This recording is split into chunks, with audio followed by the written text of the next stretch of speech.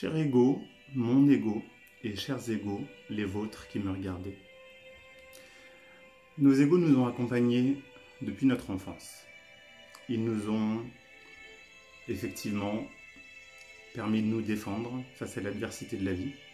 Ils nous ont aidés à nous relever lorsque nous étions tombés. Ils nous ont poussés à nous révolter lorsque nous n'étions pas d'accord.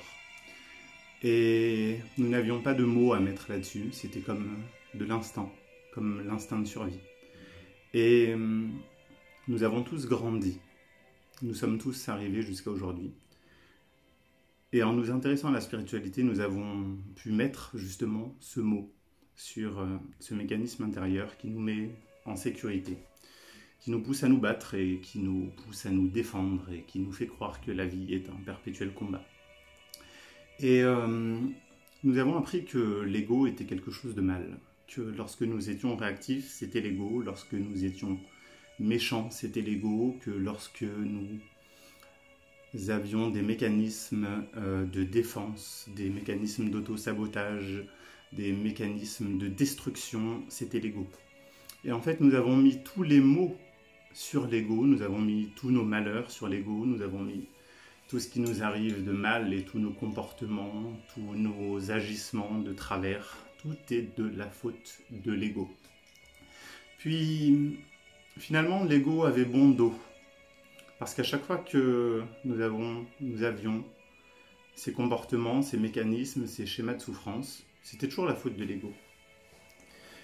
Puis, à force d'introspection et de dialogue avec toi, mon ego, et vous, nos égos, j'ai réalisé que c'était pas la faute de l'ego, en fait.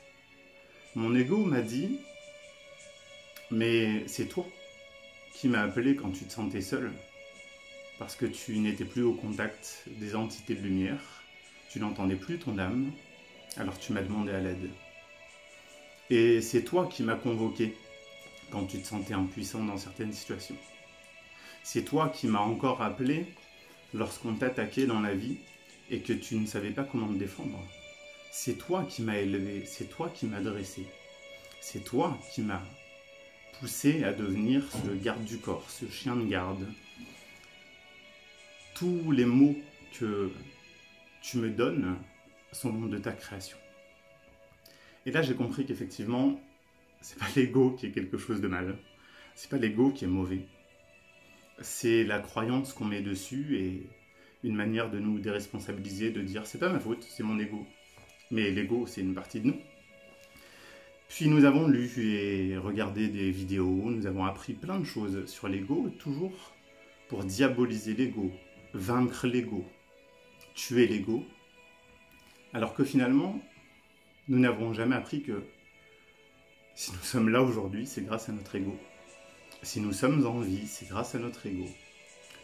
Si nous avons su nous relever, c'est grâce à lui. Si nous avons su répondre face à l'adversité, c'est grâce à lui. Et aujourd'hui, je fais cette vidéo pour réhabiliter l'ego parce que nous oublions très souvent d'honorer notre ego, de dire merci. Merci mon ego, merci nos égos. Je te bénis, mon ego. Et quand je parle comme ça, je sens que c'est mon âme, je sens que c'est mon ego, je sens que c'est la fusion des deux, je sens que c'est mon unité.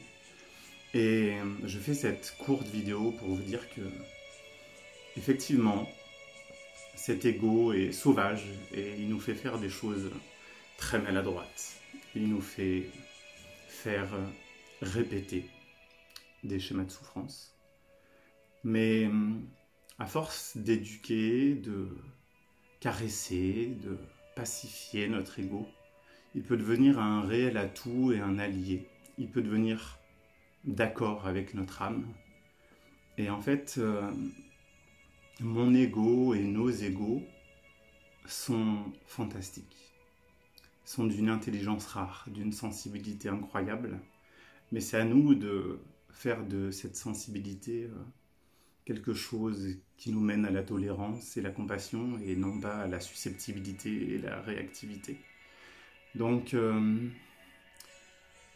à tous nos égos, merci une immense gratitude de nous avoir accompagnés toute notre vie.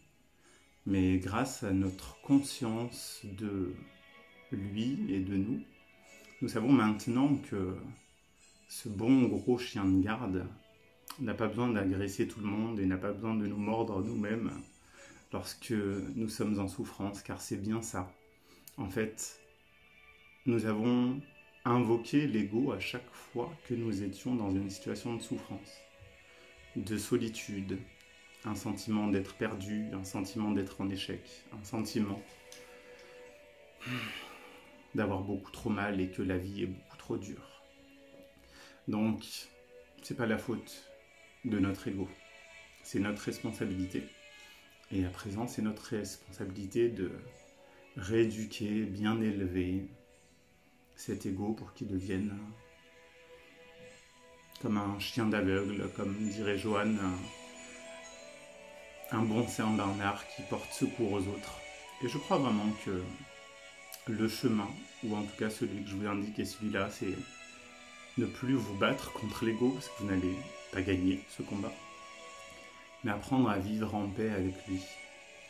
Et à ce que âme et ego puissent se toucher, se tenir la main et avancer ensemble pour faire de nous des personnes meilleures et pour faire de notre monde un monde meilleur. Car il y a aussi un égrégore de nos égos. C'est pour ça que je m'adresse à tous nos égos. Et à tous nos égos, la vie n'est pas si moche. La vie n'est pas si dure. Et l'avenir n'est pas si sombre. Donc, on compte sur vous pour marcher avec nos âmes. À bientôt.